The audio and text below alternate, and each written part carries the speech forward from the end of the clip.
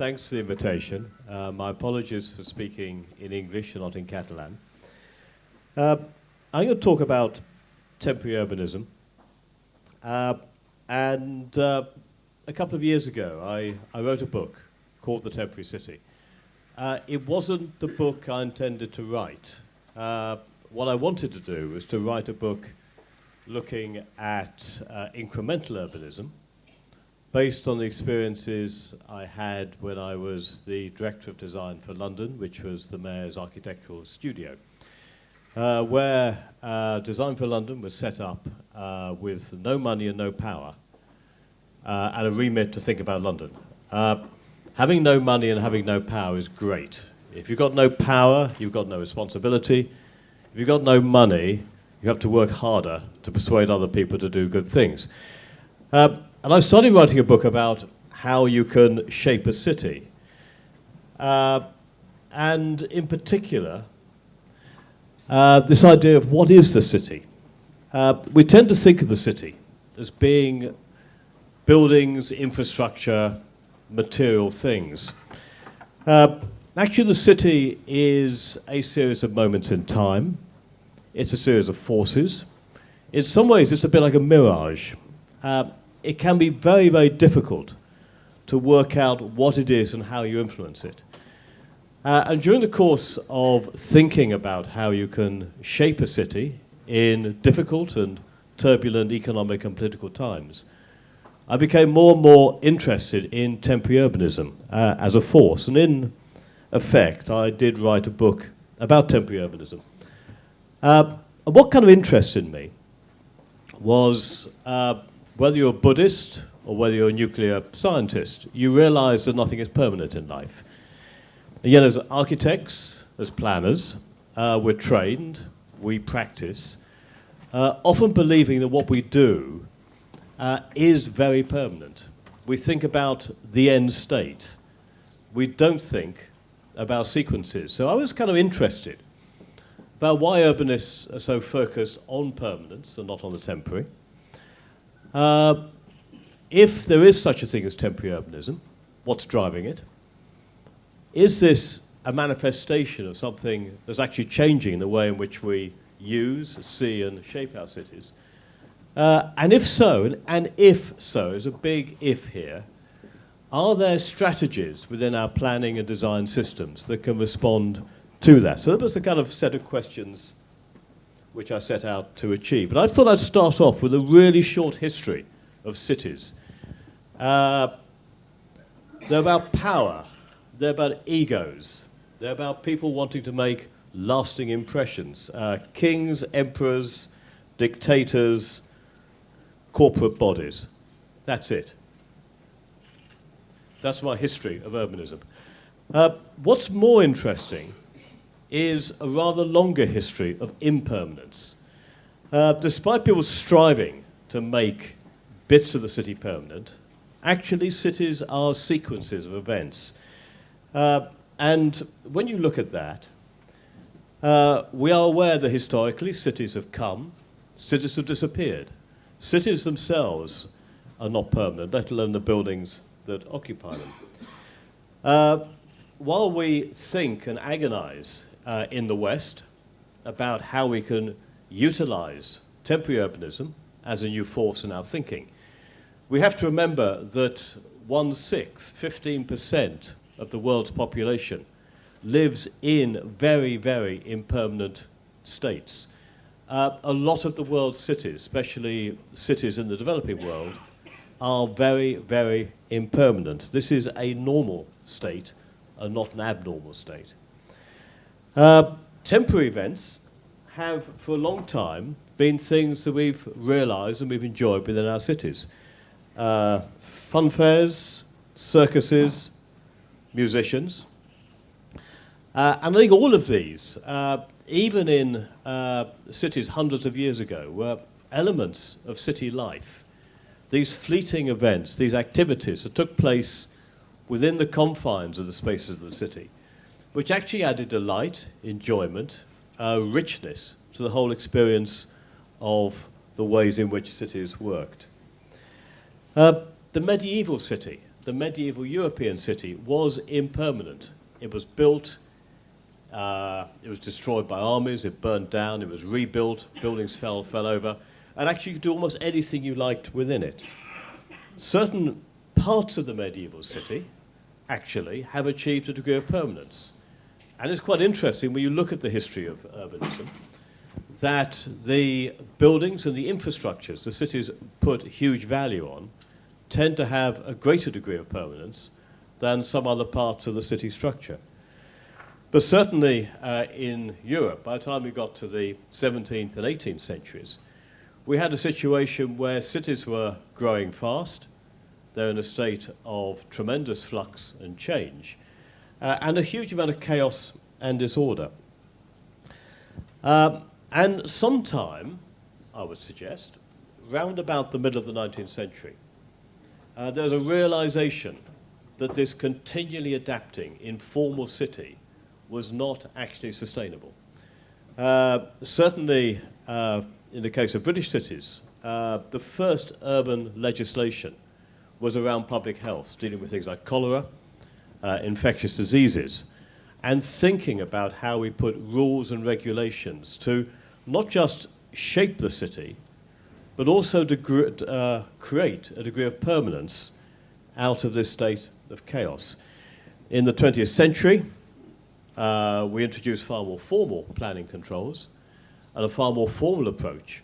And the whole modernist movement was about this idea that with enough data, with enough information, you could measure, you could predict, you could plan, and you could create the concept of cities which were planned almost utopian visions of what the city would be. And then finally, in the second half of the 20th century, certainly in terms of European cities, this idea that the historic fabric itself was something to be preserved. The first legislation on this was passed in the 1960s in Britain. But the result of conservation and the protection of parts of the city fabric and parts of many of the buildings is that round about 50% of the urban area and the urban fabric of London is preserved. It's an area where, although we accept change will happen, that change is very, very limited. In other words, progressively over the 20th century, we've started to try and freeze the urban fabric, the city, into a form which is very, very different, I would suggest, from the way in which the city evolved up until the mid-19th century. Which makes this actually quite interesting. The idea of the pop-up, meanwhile, phenomenon. Pop-up, I suspect that's Catalan, Spanish, English, Swedish, Chinese now. It's become part of the universal language to describe a way in which people are now seeing parts of the city. This is taken from the Guardian newspaper in Britain, which a couple of months ago had a piece in their culture section saying, "Oh God, not another pop-up. Isn't this becoming rather boring?" So in 10 years, pop-up's gone from being cutting edge to being boring and average. When I became interested in sort of studying this, I started off with kind of three propositions. First of all, what's a temporary activity? It's quite difficult to study temporary events in cities because you only know it's temporary after it's finished, which means it's a bit late to go and measure it and photograph it and talk to people. So in writing the book, Leslie Williams and myself said, well, actually, let's say temporary activity is an intentional stage. That's how you recognize it. It means that somebody has said that this is going to be temporary.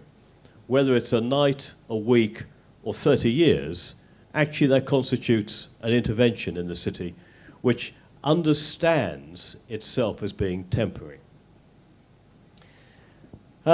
Secondly, we became interested in the fact that it sits within some very, very big shifts which I think are happening within the ways in which, again, certainly European cultures and European cities and European politics are changing. In the last kind of 20 years, we've seen a fragmentation of the democratic process. The referendums here in Catalonia and Scotland are a very, very strong demonstration of this. The rise of small parties right the way across European politics is a clear demonstration of this. The emergence of the consumer rather than the citizen, as one of the key elements in which a lot of people are now seeing cities. The fact the city is contested, the idea that you had a ruling elite who would actually, of course, know what was right for you, is now being challenged. It's being challenged not just politically, it's being challenged spatially. And I've got a picture later, but the Occupy the City movement is an example of this kind of debate happening on the streets and the spaces of the city. An economically uncertain future, certainly since the crash in the Eurozone and the property markets in Europe in 2008. The idea that city governments had money, you could plan ahead, is now being questioned. As is the idea that the development driven by big capital actually is the only way in which you can see evolution of the city as a model. And I think temporary urbanism addresses some of these big questions in quite an interesting way. It can be a very, very positive force. It needn't be, but it can be. When it's good, it delights, it inspires. Delight, I don't know how that translates into Catalan. It's a word you feel very cautious using in Britain, in government and academia. It's like beauty. Delight is a great word. It's fun. It challenges what's the norm. It opens up a debate about how cities operate and work. It can be an act of hope or an act of defiance. It can be an act of subversion and a political statement. And in particular, it's a very, very powerful way of testing ideas on the street, in the city, and seeing what happens. It's a way of actually being able to take a far greater degree of risks than you're normally allowed to in terms of city government and city authorities. So here are just some really, really quick examples of political statements, fun, delight, whatever. So temporary urbanism can be swimming pools in New York. It can be beaches in Paris. It can be gardening and agriculture in Detroit. And this, just quickly, Detroit, as you know, has declined in 20 years from a population of 2.25 million to 750,000 people. A complete implosion of a city, leaving huge amounts of urban areas actually unused. Agriculture is one of the kind of key responses to reoccupy and reuse all of this surplus land in the downtown area. Christchurch, after the earthquake, it's a very powerful way, not just of rebuilding the fabric, but also rebuilding the civic life of a city that's undergone extreme trauma and establishing normality. It's about doing the really unexpected. Can I say this? If the Germans can do this, anybody can do this. Yeah, this is really breaking rules. And this is the Autobahn into Cologne on a Sunday. This is a farmer's market on the Autobahn. It doesn't happen every Sunday, but somebody tried it. This completely changes how we see our infrastructure. It's festivals in streets. This is the Sultan's Elephant, a French touring group that came to London. About 250,000 people turned out to see this event. It closed off the centre of London, removed the traffic, stopped us shopping. We had a great weekend doing this instead of shopping. It's about changing spaces, the flying green carpet in Essen. This, I think we'd agree, is a pretty drab bit of city, yeah? But do this to it, and overnight you suddenly create a piece of city that operates in a very, very different way for very, very different people. And what these things do, these leave behind the memories. That's why it's powerful, that's why it's subversive. And it leaves behind questions about why isn't it like this all the time? Why can't we use the city in these particular ways? It's about establishing pop-up business space. Camden Town in London, this is let at about 5 euros a square metre. It's cheap for start-up business and enterprise. It's about art and culture.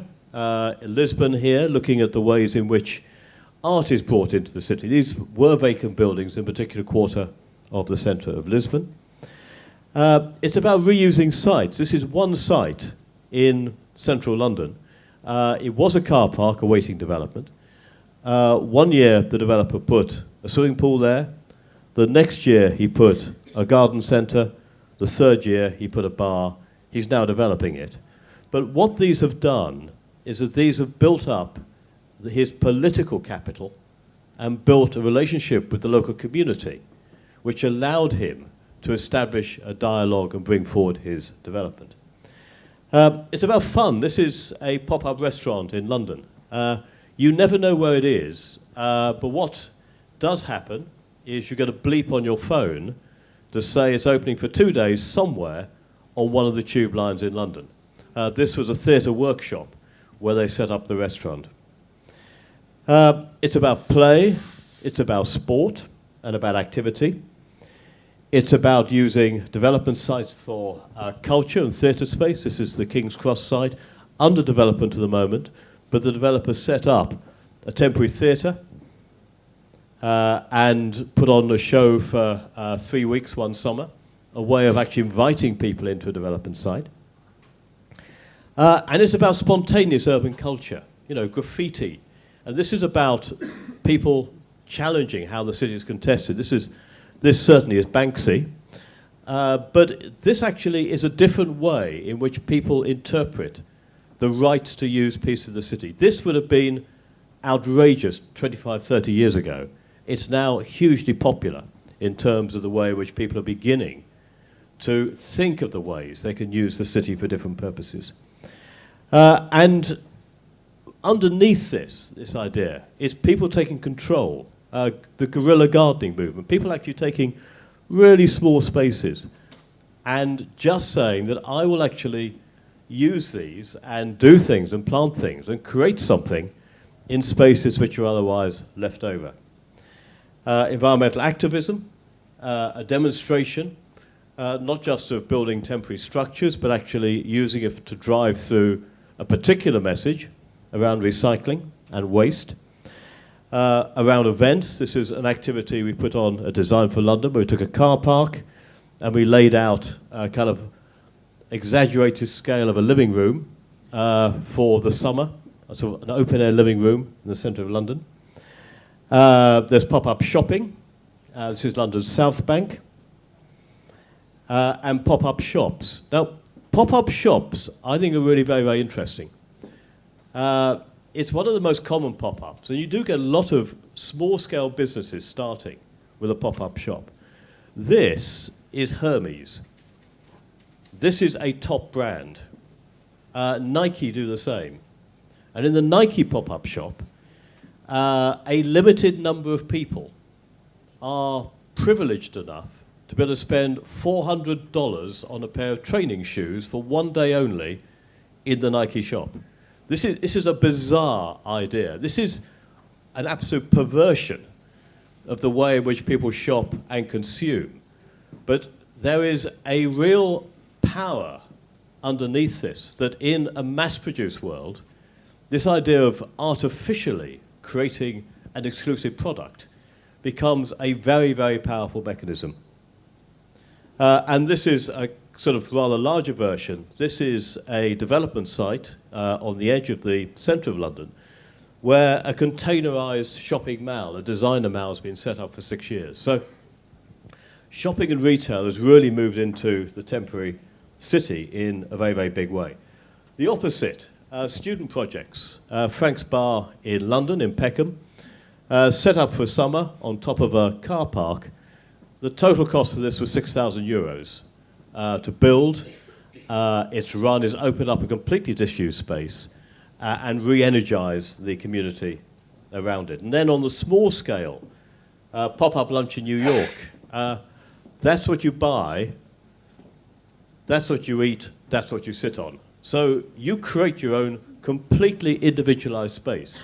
This is probably the smallest example of pop-up I could find when I was researching the book. And then pop-up is a way of protesting and a way of actually demonstrating alternative futures. This is the work of Rebar, a San Francisco-based architectural practice.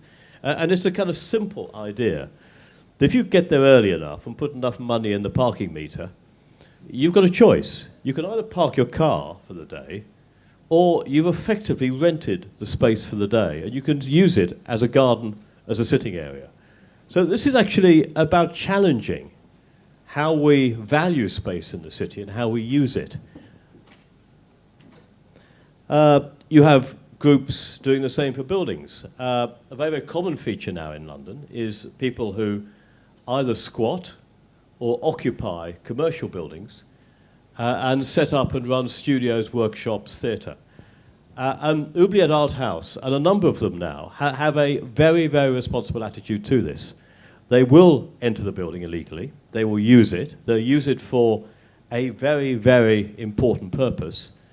Eventually, when they are evicted, they will leave the building in a better condition than when they found it. So it's this idea of responsible occupation, to make something happen, to use the assets of the city, which wouldn't otherwise be used.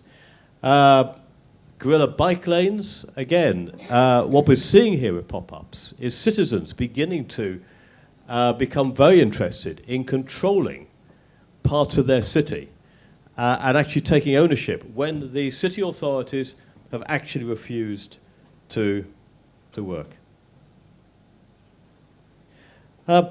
So that's a kind of quick run through some of the manifestations of what's happening in terms of temporary urbanism. What's driving it?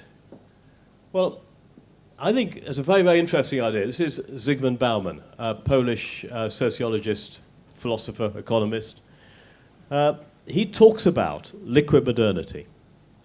He characterizes the 20th century as being a period of the modern movement where we believe that rationally, with enough data, with enough information, with enough determination, we could actually control, predict, and plan.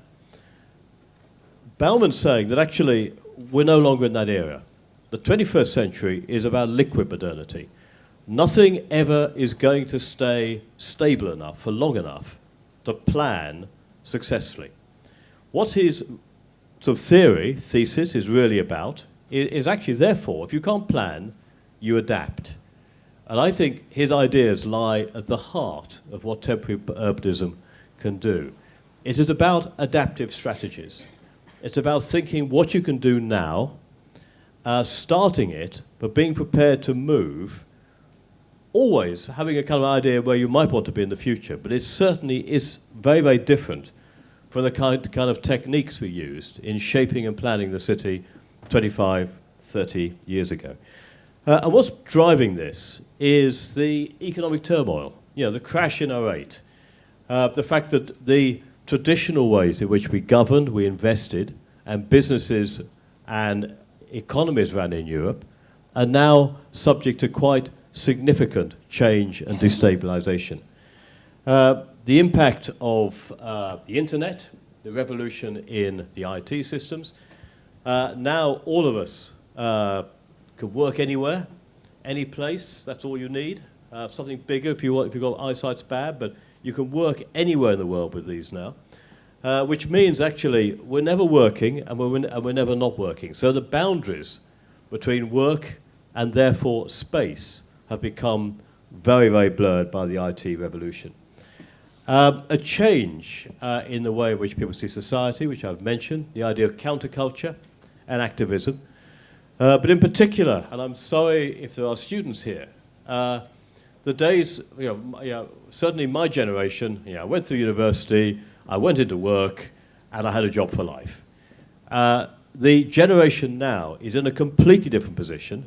It's the liquid world. It's about adaptation and about finding completely different ways in which talents can be sold individually and collectively in a very, very different global market.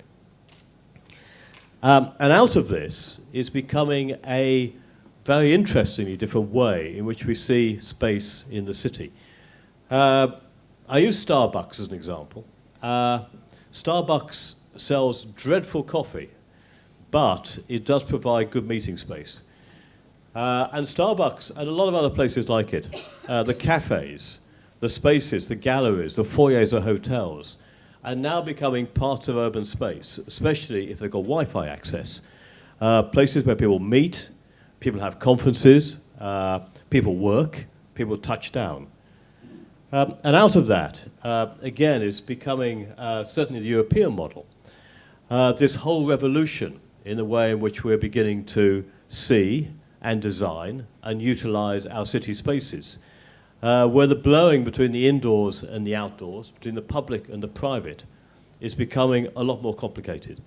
This is Copenhagen. I normally show a picture of Barcelona, saying that's the best example of this kind of indoor-outdoor city. But Copenhagen, Barcelona are really very, very good examples where public space works in a very, very sophisticated way already, without even thinking about temporary uses going onto it. And then it's kind of contesting the city. This is the Occupy the City movement in London, a similar program in Wall Street, where actually city space is no longer defined in terms of ownership, defined in terms of use, or defined in terms of politics. And actually this idea that you have a right to demonstrate, to occupy, to make your point, either politically or on a personal level. Have these happened in Barcelona? The idea of the ghost bikes, is this? Yes. Yeah? So the idea of ghost bikes, memorials, flowers on lampposts. And I suppose the only point I'm trying to make, really, is that the way in which we see, we use, and the way in which the city functions has changed very, very dramatically. And somewhere underneath this is the force of temporary urbanism and how we think about the city as a set of time slots and how the events fit into that. So this brings me on to the last part of what I want to talk about. If you accept this as a thesis, as an idea, it poses a very, very big question about how we utilize this as city planners, as politicians, as architects, as designers, as educators, and how we reimagine the city and how we develop strategies to try and actually channel and use these forces, bearing in mind city governments, generally speaking, are not very good at this. Yeah? What city governments do recognize, however, is that the creative sector is now becoming a very, very important part of our urban economies. Barcelona has built a huge reputation on the creative sector. Even in London, where we are dominated by banking and finance, the creative sector is worth about 60% of our financial sector now in terms of GDP. So it's becoming very important. In a world where manufacturing has shifted eastwards, the value added from the creative sector is the most important thing we have left in terms of the European city and European economies. And cities that have recognized this, and most cities now are really beginning to understand this, are reacting in different ways. Possibly the first city, maybe accidentally, that really embraced this was Berlin. I say accidentally because Berlin, following the reunification, went into a period of quite substantial political decline. But because it's a tolerant city, just allowed things to happen. What emerged in the late 1990s is the work of people like urban pioneers, excuse me, was the emergence of a whole creative community occupying parts of Berlin, normally the eastern sectors of Berlin. And actually this became a very, very vibrant economy.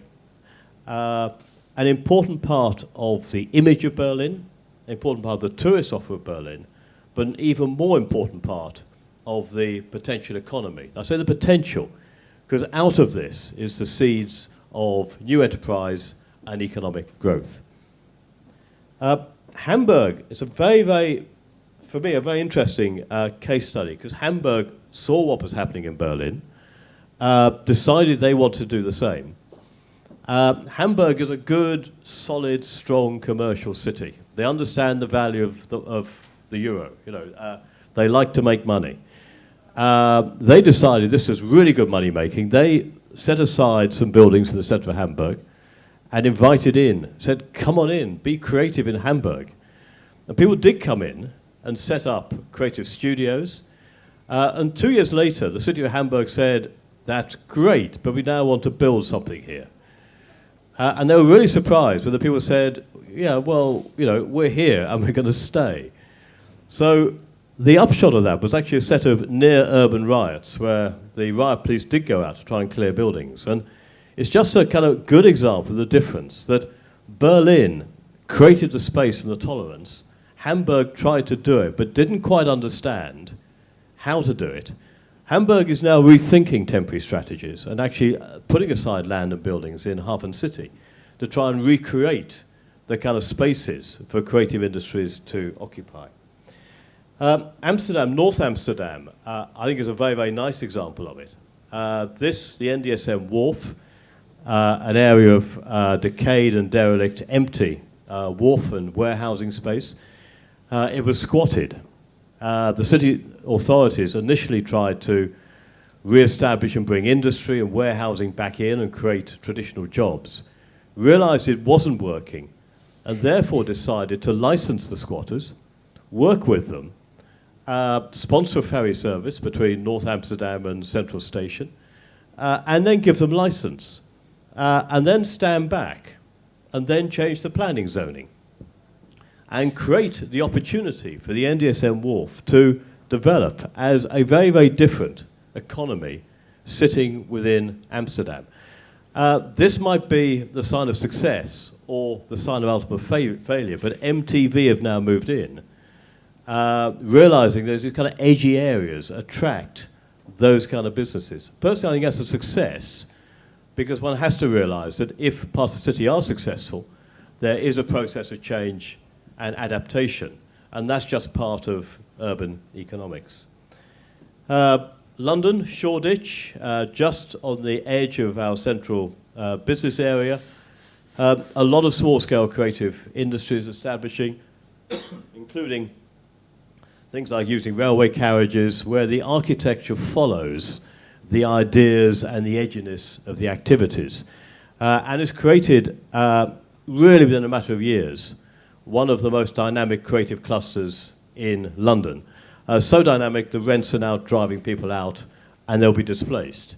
But it has been a very, very good example of the way in which temporary uses can actually rejuvenate fringe areas of the city which are otherwise declining. And this is a very, very small-scale project. This is the Urban Food Project in Middlesbrough. Middlesbrough in England, it's the northeast of England, old port, old heavy industry city. It has it holds the record for the fattest, most obese people, the most unhealthy people in Britain. It's also very, very close to some of the most fertile food-producing areas in Britain. So the Community Food Project decided to put those two together, discover the amount of land the city had, which was lying empty because of industrial decline, and put together a food growing program involving the whole community around temporary uses, around reuse of land, around community engagement, and about health and education. And there's one particular aspect of this which I think is remarkable, that in their landscape plan for this, their smallest unit of production was 1/2 a square metre. So they started to think of the city in temporary uses as to how you could put together whole agricultural produce, whole agricultural projects based on something no bigger than the planter you could put on your windowsill outside your house. So it looked at very, very small scale production.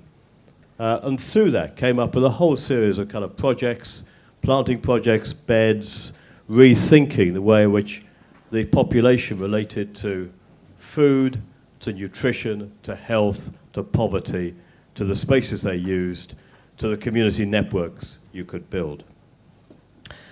The private sector has got this, actually, in London now. The better private sector developers realize that actually there is not a big advantage in leaving a site vacant, and are beginning to now sponsor and run and manage temporary events on building sites, development sites right the way across the city. And this is probably one of the big changes that's happened in the last 10 years, that it has moved from the edge, from the fringe, to now being on the mainstream. From a developer's point of view, the land is occupied, it reduces security, but critically, it builds community networks and it builds political capital, which is why the private sector have really understood this and actually are doing some really good things in terms of temporary interventions. But as far as the city is concerned, is it possible to plan this? Is it possible to design it? Or is this something that just emerges out of the collective will and the skills of the citizens of the city? I was quite taken by this statement by de Graaf, saying the biggest wave of urbanization in the history of mankind is happening at a moment when there is an absence of a proper theory. Now, I'm not going to claim that temporary urbanism is the theory. It isn't. But it might be one aspect of some of the answers. Certainly, if you look at the speed in which cities are developing across the world, there's not much that's going to happen in these spaces that's interesting. So in an extreme form, you have urban form which is actually corporate, it's sterile, and actually it might be doing interesting things, it might be doing interesting things in these buildings, but around it, it's not doing anything interesting at all. In fact, you'd be hard-pushed to find a decent cup of coffee or a decent cup of tea in this particular landscape. You certainly won't find anything in that landscape, and nothing in that landscape, and even less in that landscape. So it raises the kind of questions as urban designers and planners about, can we design a city? And frankly, I don't think we can. I'll say that. The city, for me, is an organic organism. It's dense, it's compact, but critically, it's open-ended. And for me, the interesting thing about urban theory is about how you work in the time period you're given. You have stewardship over that time period when you're designing a project or if you're working for city government. But actually, that stewardship has to think about what happens after you've stopped doing that project. It has to be open-ended. And for me, I think the secret of using temporary urbanism actually is about creating open-ended projects where we try and make sure anything we do opens future possibilities rather than closes them down. It certainly fits very well with a collaborative form of design. When I ran design for London, we did a lot of work like this, charrettes. We took our design team down into the communities that we were designing with. We designed, we drew, we'd spend 3 or 4 weeks with them. And at the end of it, we'd try and create proposals which were rooted in the experience of the citizens we were working with. But the great thing about temporary installations was you could say, that's a really good idea, let's go and do it tomorrow. So it was a way in which you could actually get immediate feedback and response out of this kind of debate. We're certainly interested in the way in which you could take cities apart and put them back together again. And we were very, very interested in a style and technique where when we did work in this very collaborative nature, we were very interested in valuing what was there, really understanding what we inherited, nurturing the possible, trying to do things which we knew we could do, and trying to define what was missing and create it. Now, this does provide a very, very good basis for then thinking about the kind of temporary interventions you can put in, which are rooted from the desires and the experiences of the inhabitants of neighborhoods, which you know you can deliver, and you know are going to take you in a direction on the beginning of a journey in the direction you might want to go, even if you don't know where the final destination might be.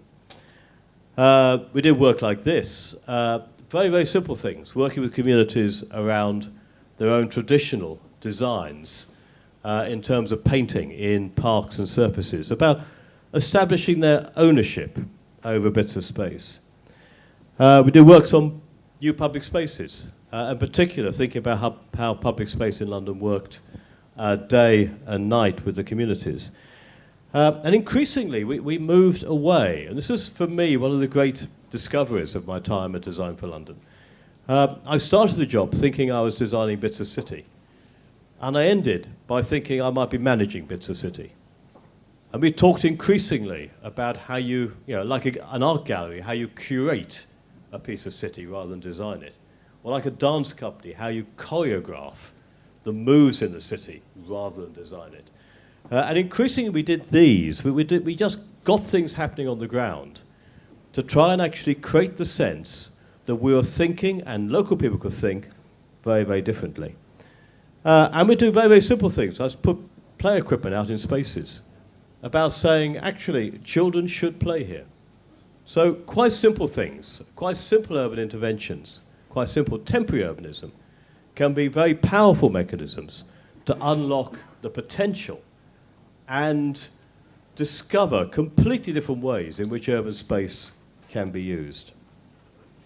And underneath this, I think, as far as city authorities are concerned, if we think temporary urbanism is a good thing, if we think it can be a very powerful factor in regenerating our cities and our economies, then actually it's about being tolerant.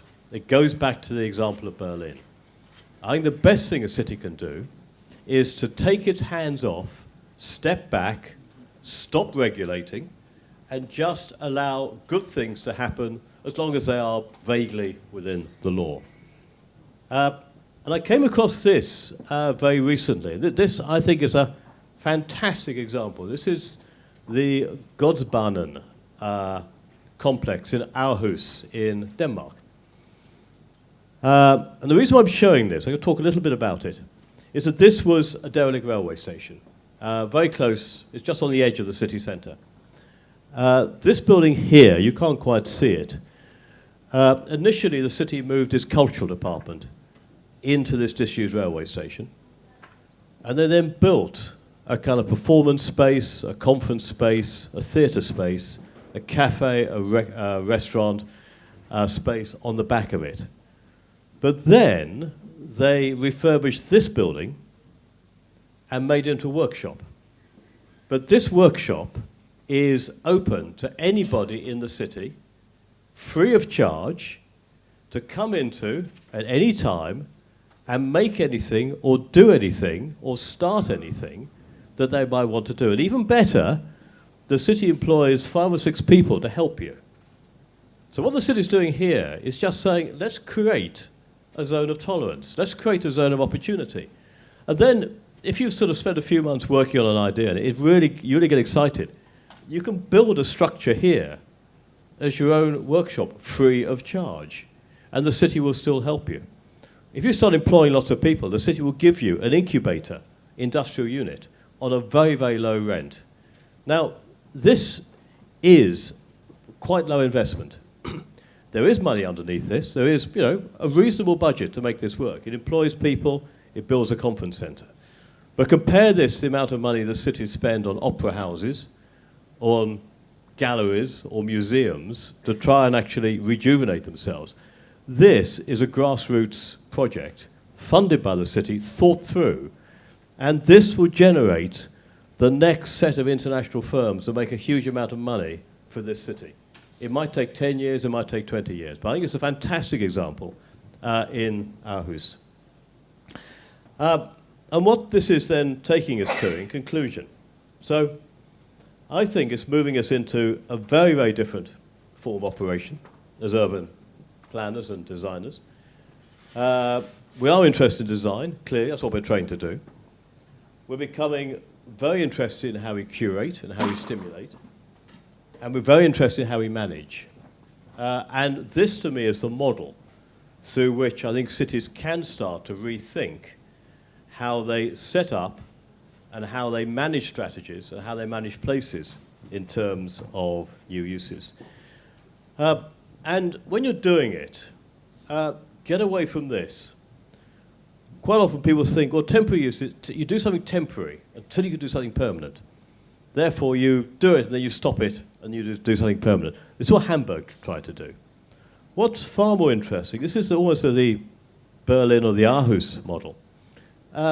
Actually, it's about allowing you to start a journey, allowing that journey to take you into all sorts of different uses, sometimes completely deflect you into a very, very different future. Sometimes these become so successful they become permanent in different locations. But actually, it's a journey with an uncertain destination, but with a clear sense of direction. And that is what temporary urbanism can do. And in designing, this is some work we did in the Olympic complex as part of the legacy of the London Games. We were asked to look at an area for temporary uses. And what we said is, we're not going to design anything. We see this as being theatre space. This is a bit like going into a theatre. You see a blank stage, but you know it's got lighting, it's got trapdoors, it's got all of the stage sets and scenery that can come on. So we established here a blank stage on which we could actually design and erect all sorts of theatre props and theatre scenery. It's just one of the theatre sets we designed to sit on that space, one of many during the life of that particular project. And I'm going to finish with another example of some work we did in London, Design for London. And this is the idea of incremental master plans around temporary uses. We were involved about 5 or 6 years ago in this area. St Paul's, Tate Modern. Tate Modern opened 15 years ago. Fantastically successful. But this area behind it is a really interesting, strange area with a lot of potential. It's mysterious, it's dark, it's a maze, it's difficult to find your way around. And we became very interested in ways in which we could sort of move the energy and the activity away from the river into this kind of maze of streets and alleyways and actually create a new piece of city. You know, Design for London didn't have any money, we didn't have any power, so we decided to work on the idea of having an overall vision and then building it piece by piece, surveying all of the opportunities in this piece of London, and then building project upon projects. Whenever we had any money, we could build another project. Whenever we talked to somebody about this area, we say, let's just plant 2 trees. It was a very, very simple way of engagement and incremental design that slowly built up a piece of city. And this is now about halfway towards being completed in terms of creating a completely different area of London, piece by piece, incrementally, using temporary, small-scale interventions. Some are time-limited, some might be permanent, to rebuild a master plan with no city money driving it. But of course, cities do have money. City departments always have small amounts of money. And increasingly, it's about how we can access those and manipulate them and control them, because we are very, very rarely going to be in the position we used to be in, of having big, big capital budgets where you could program in a traditional way. And this particular project has moved into this. This is, I think, my last slide. But this used to be a traffic junction. This was a very, very simple intervention, paving it, bicycle parking, and then having a temporary cafe that occupies this space and creates something completely different, and I think rather more useful than a traffic junction. Thank you very much. Just let it happen, yeah? Let it happen, give some people a help. If people are doing good things, encourage them. Thanks.